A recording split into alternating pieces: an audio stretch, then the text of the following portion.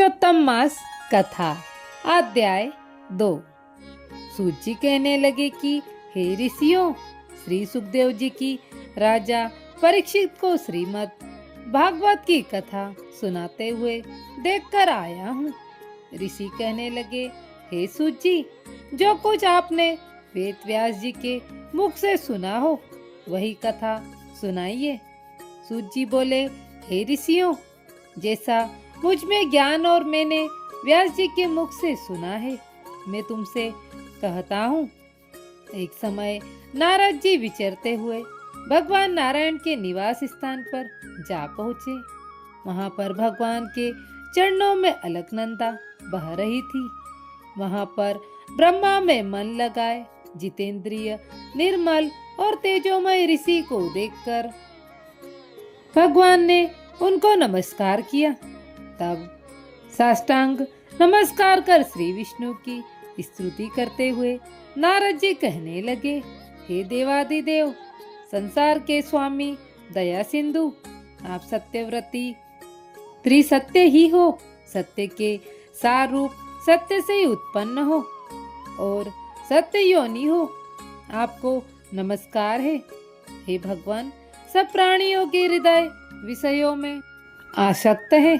स्त्री पुत्र आदि के मोह में फंसे हुए ग्रस्त लोगों का हित करने वाला तथा मेरे भी लाभदायक कुछ विचार कर मुझे बतलाइए। मैं आपके मुखारविंद से कुछ सुनने के लिए ब्रह्मलोक से आया हूँ। नारद जी के ऐसे वचनों को सुनकर भगवान हंसकर नारद जी से कहने लगे कि हे नारद, भगवान श्री कृष्ण आदि की पुण्य कथा को सुनो। हे तात, जगत के विधाता और उसको एक पल मात्र में नाश करने वाले, उनके कर्मों को कहने वाला पृथ्वी में कौन समर्थ है?